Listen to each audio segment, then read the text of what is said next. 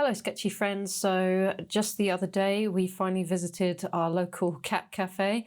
As soon as I heard that there was a cat cafe around the corner, I was like, I'm in, let's go. So I grabbed a couple of sketchy friends and we went along to the cat cafe. It's run by an animal shelter called Woodrock, and they have cats and dogs and all kinds of other animals. We adopted our cat from Woodrock Animal Shelter. So it's really cool. They have a presence now here in this shopping centre, actually, where people can come in and work or just come and zen out and play with the cats. It's really, really nice. So we decided to go along and see if we could manage to sketch any of them, which, as you can imagine, is quite tricky. They do not stay still, apart from that one that was sleeping. But yeah, I've got a few little strategies that I can share with you in this video to show you how you can very quickly draw something so that if it does move, then at least you've got it down. And we're talking about very simple shapes, very minimalist kind of sketching. You have to be realistic with what you can actually achieve with sketching live animals like this, and how much of them you can actually get on the page. So these are a few of the cats that you'll find in my sketchbook. And let me show you just a few of the little sketches that I did whilst I was there. Here are some quick little sketches of the cats that I did. You know, I was there for a couple of hours, but I was obviously chatting as well. So every now and again, a cat would be around and it would be still long enough to kind of capture something of it. So the first cat that kind of caught our attention, or that was near us, was one called Frankie, which I showed you a picture of just now. And he's quite, in a way, simple to capture because I could just use like a raw sienna kind of colour for his body and then like a dark brown, like a sepia, get his tail and his legs and his ears. And that's almost all you need to do just to capture the cat. Here he was like licking, he had his leg up here and he was licking his belly, and I just didn't get him quick enough before he moved. So this one's a bit odd. But I really like this one, like just how simple it is. I just think it's simple, minimalist, and very beautiful. And this guy moved as well, and he was tortoiseshell, so it was quite tricky. I really like this one because he's a white cat, but he had these hints of ginger and this little stripy ginger tail. So, and he had his face right in the bowl on this shelf. So again, it's just a very, very simple little sketch, but look at how, you know, how cute that is, how effective that is. And then Cammy, the ginger one, he was still for a little while, and I'll show you how I built up the layers of him. But again, not much detail, just very, very quick. So these were the cats that are hovering around us. Most of them were over in the Zen area and we were sat at the tables. So we just tried to get the ones we could. But then I decided, actually, let me do a scene, or some of a scene. So there was this cat sitting up on this platform here. I love adding just very mundane details into my sketches. So I wanted to get one of the humidifiers in, and some of the shelves, and this really cool picture in this frame on the wall was really nice. Obviously this was a picture of a cat, so I could get that one. And these guys are like floating in the air really, because they don't make sense with the rest of the drawing, but it's fine, it doesn't matter. Frankie didn't come out too well, he moved and he never came back. And then Herbie, I've got no face details, but you can tell it's a cat, and it just looks like a little fat cat looking away. And I just think it's really sweet. So I've actually got some other examples of this from quite a while ago, back in 2022, actually, at the dog park. We, as the Urban Sketchers, went to sketch dog training, which I was just like, oh my God, how on earth is this going to go? So there are some disasters, but that's fine. You just keep sketching. There's some little gems like this one. I really love this one. Just the shape of this big guy in his red coat with his dog. It's just, there's something just very simplistic and minimalist. This one where his owner's not even in shot. He's just sort of sitting there.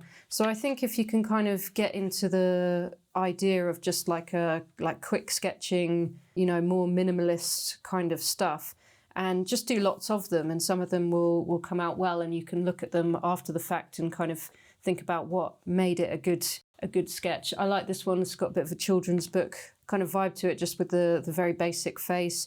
Again, very basic, just watercolour, which is a really quick way to get some shapes down, which I'll show you in a minute. Yeah, I think that was it, actually. Quite like this poodle. And I also talk about this, shameless plug, I also talk about this in my book, The Beginner's Guide to Urban Sketching, which has almost been out for a year. Can you believe it? Well, in the USA anyway, it's almost been out for a year. But I've got a little section on urban wildlife and talking about how to capture, ducks and things like that. They move constantly, but how you can just get something down quickly. I've got some of those examples from the dog park that I was showing you. These meerkats, they just did not stop moving, but I just loved trying to capture them. Just very simplistic, but they capture the character of a meerkat. So if you haven't got this book yet, do check it out. Okay, let me just show you some of my simple strategies on how you can capture something like a cat or any kind of wildlife that's moving around quickly. Though, let me just mention Pretty Sketchy TV. You can find it by typing in prettysketchy.tv. I've got all kinds of tutorials, long videos, going over all kinds of subject matters, like these cool kind of loose chip baskets, which show you techniques that you can take forward and use in other sketches. I've got something like this, which I show you the composition right through to the finished sketch, and it's all recorded on location as well. This spread actually was posted on YouTube, so if you want to see my kind of style of teaching and stuff like that. I've got things like mixing collage and urban sketching like this. So yeah, come and join me over on prettysketchy.tv and you'll get an idea of the different kind of video lessons I've got available over there. You get a free trial as well. Moving on to the first cat then, what I do is I start very lightly. This is Frankie, by the way. I start very lightly and just get the shape of that body in. And I don't mind if I exaggerate it a little bit. I don't mind if it's a bit of a cartoony-ish or a bit of an exaggerated version of the cat, because I think that almost makes it look a bit cuter. But yeah, whether you're sketching a cat or a dog or a meerkat or whatever animal in front of you is moving, this is just a very nice, quick and easy way. And look at how beautiful that is. Like, you really just don't need to do anything else to that. That to me is a really nice, quick sketch of a cat. And then you can move on to add any background and surrounding elements if you want to make it like a full-on urban sketch. But this is just great practice to capture any kind of moving animal, even people as well, in a nice, quick way. So I'm a big fan of using these brushes that hold water in the handle. And this one in particular is a Pentel Aquash brush. And I think it's the broad size, so it's the biggest size. I think there's a fine, a medium and a broad. And I just prefer the broad. It's the only one I have, actually. You can buy them individually, the different sizes, or you can buy them as a set. So if you want to get the set, then you can decide which one you prefer.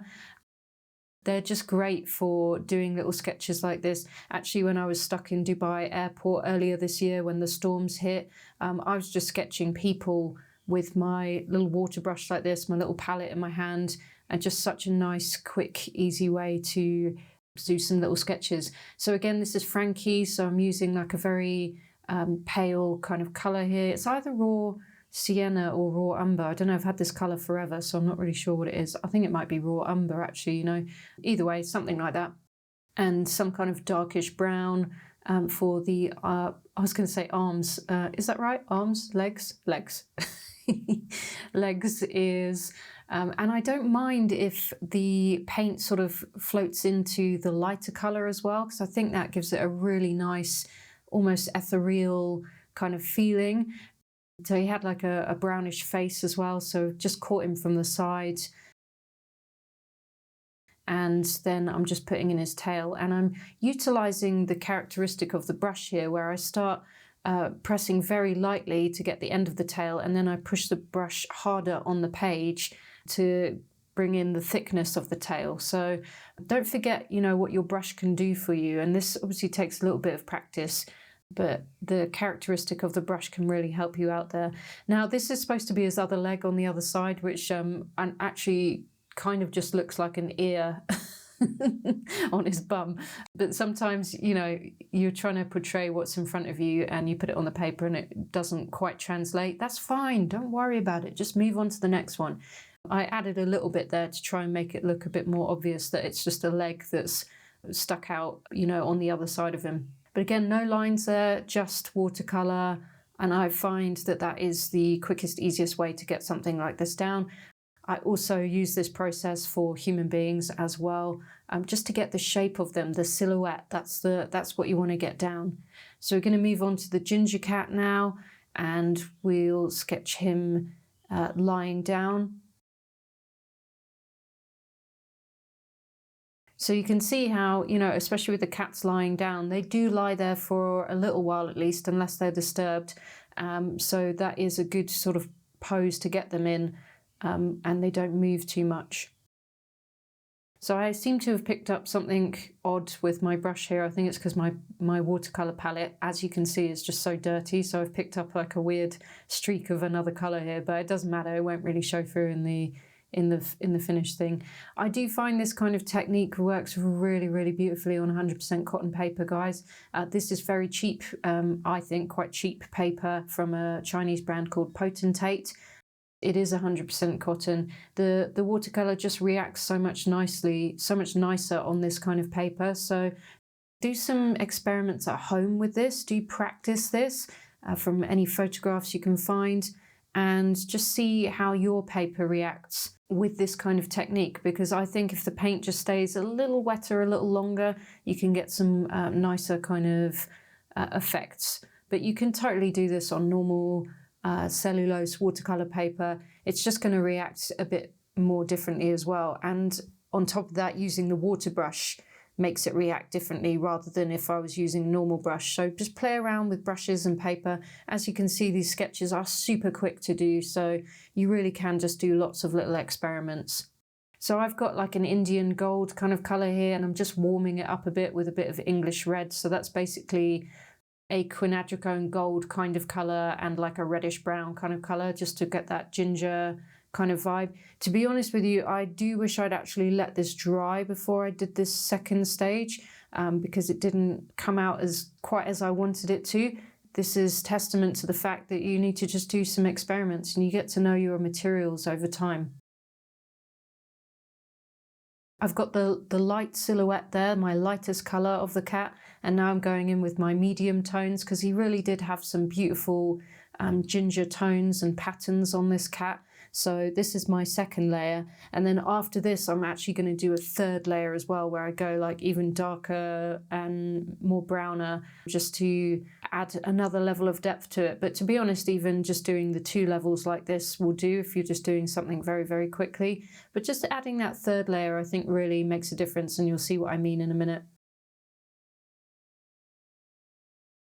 So I am going to let that ginger one dry completely, and then I'm going to move on to my third cat. So I want to explain how I did it. This one is Jay. He was the white cat. So he was sitting on a shelf. So I'm getting the shape of that shelf in quite quickly, which is nice and easy. It was flat and then came down at a bit of an angle. Then I'm looking for basic shapes of the cat. So like his hind leg, his back was making this really beautiful circular shape. And then I can just put in a little suggestion of a paw there. His tail was coming down and sitting on the angled part of the shelf, which was a really nice shape as well. Then he had this slight bump where I guess it's his shoulder. Forgive me, cat anatomy, or any anatomy is not my strong suit, but I think that's probably his shoulder coming down to his front leg. And again, a little suggestion of a paw there.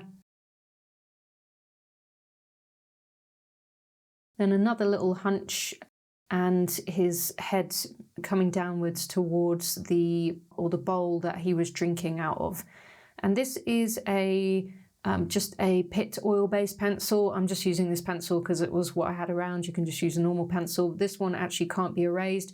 I don't mind that. I don't mind my pencil sketch showing through. Potentially could have just done this straight in pen. I didn't know whether I wanted to add ink to it or not though at the time, so I sort of kept it in pencil, and then I decided actually it would be quite a nice counterpoint to have the white cat outlined somewhat in ink. And I'm using little broken lines here because he is furry, so I don't want him to look like a solid subject. He has got a bit of texture with his fur, but I don't want to go too overboard. You can go too overboard and it can look a bit weird, so just in a few places, just a few broken lines to suggest a little bit of fur. And then when I'm drawing things like this bowl and the shelf, I'll do very solid, deliberate lines, as you can see. So that is a nice contrast to the ink lines that I've drawn the cat in. So nice solid lines for the bowl and the shelf, and then sort of broken furry lines for the animal.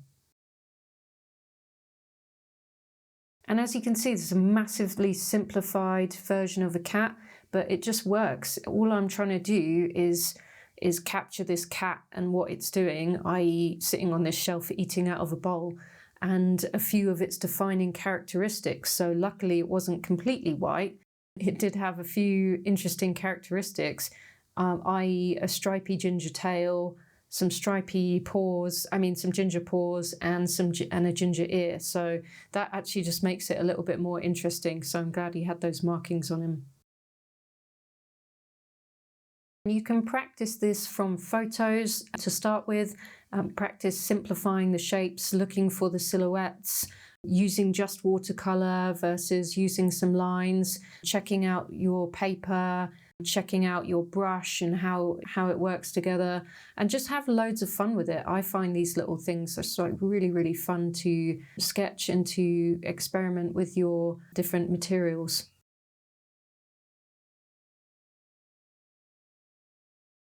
So now I'm going to go back to this ginger cat, which I think actually looks perfectly fine, but I do just want to do a bit of a darker layer on him. Now I don't want to keep adding more of that English red because it's going to get too red. So I've actually added a sort of more brownish red because I want to push that colour more towards the brown than anything. So, and then I'm just going in to add some more markings really, and I'm kind of doing this from my sketch and somewhat just from memory, or just making it up here just to show you the idea.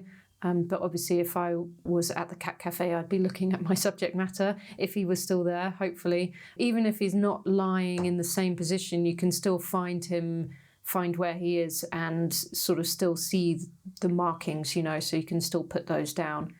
He was still in the cat cafe, so I could still sort of look at him wherever he was, But do you see how that just adding that extra layer just really makes him pop a little bit more? It just gives it just that little bit more depth. So if you've got a patterned cat like that, that's a really good little way to show. So I hope that's useful for you guys. I really want you to have fun with trying to capture things that move constantly, very quickly, directly with watercolor like this, or with very simple shapes and lines like we've covered. And do get outside and see if you can sketch some of these animals from life as well.